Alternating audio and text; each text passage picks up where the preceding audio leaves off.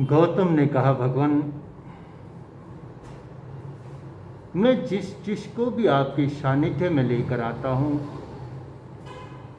जो भी आपके पास साधना के लिए आता है, वह आते ही अपनी मंजिल को प्राप्त कर लेता है या रास्ते में ही प्राप्त कर लेता है। और एक मैं हूँ जो वर्षों से आपके साथ रहता हूँ, लेकिन आज तक मैं अपनी मंजिल को प्राप्त नहीं कर सका। ऐसा क्या कारण है भगवान? भगवान ने कहा, गौतम,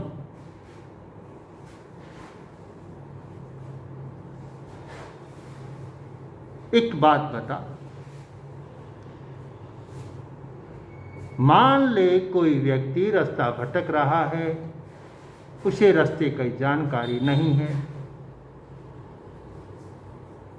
गिरता पड़ता वह तुम्हारे तक पहुंच गया और तुमसे उसने मार्ग पूछा, रास्ता पूछा। तुमने उसकी स्थितियां देखी, उसकी परिस्थितियां देखी और तुमने समझ लिया कि ये व्यक्ति भटका हुआ है, रास्ता जानता नहीं, अज्ञानी है, अनजान है। तुम्हें उस पर दया आई और तुमने इस दया भाव से कि कहीं यह मार्ग और ना भटके, यह और तंग ना हो, उसको एक मानचित्र बना करके दे दिया।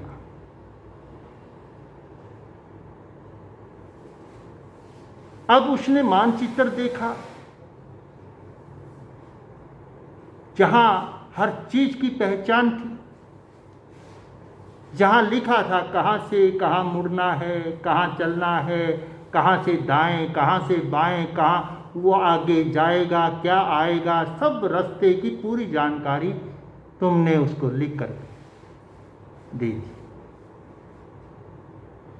उस चित्र को देख करके वो व्यक्ति बहुत खुश हुआ, बहुत खुश हुआ कि ऐसा करुणा पुरुष।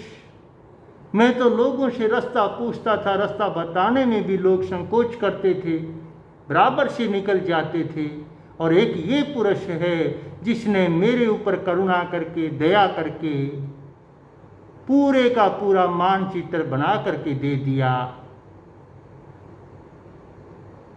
और वो व्यक्ति उस मानचित्र को अपनी जेब में डाल लेता है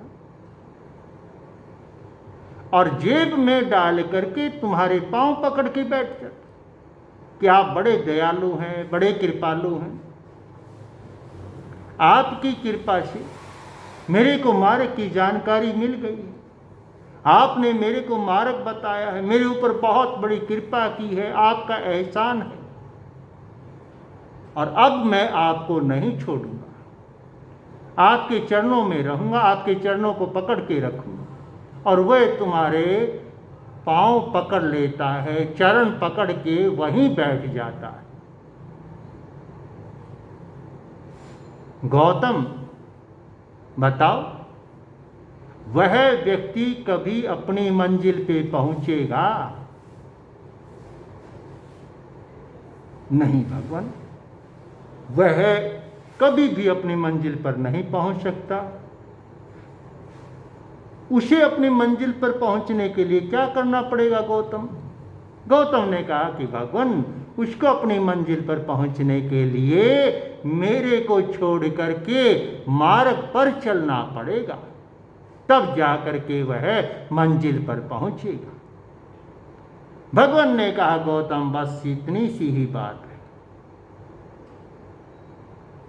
मेरा कार्य था तेरे को मार्ग बताना,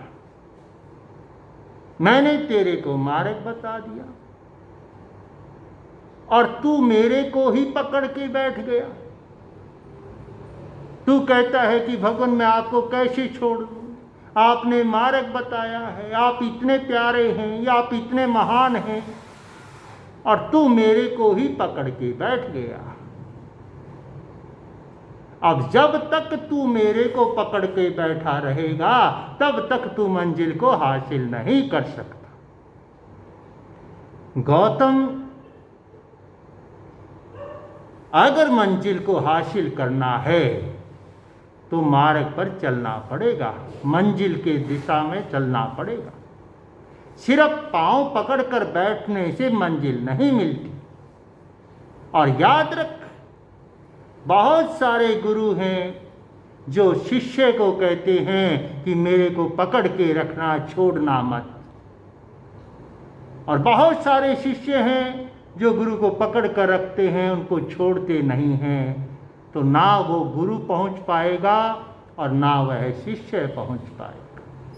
उसके लिए उसको सबसे पहला कार्य यही करना होगा कि उसे गुरु ने जिसने मार्ग बताया है, मार्ग पूछा, धन्यवाद किया, एहसान कृतज्ञता प्रकट की और अपने रास्ते पे चल पड़ा तो पहुंच जाएगा।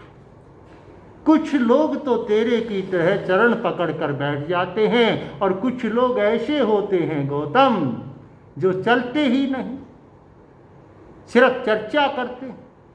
और कुछ चलते भी हैं तो उनमें भी कुछ ऐसे होते हैं, कुछ कदम चले और बैठ गए। पर्यूषण आए, 8 दिन खूब सामायिक संबर तप जप व्रत सब कुछ किया, जैसे कि इनसे बड़ा कोई धर्मात्मा ही नहीं। और जैसे ही पर्यूषण गए, आसनों के धूल जम जाएगी। दोबारा अगली साल जब पर्यूषण आएगा तब ही वह व्यक्ति क्या करता है, आसन दोबारा खोलता। तो ऐसा करने से क्या वह मंजिल पर पहुंच जाएगा?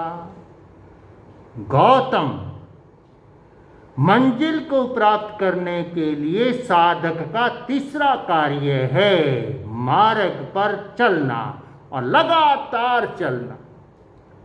चलने में तेज चले, धीमा चले, यह प्रश्न नहीं है।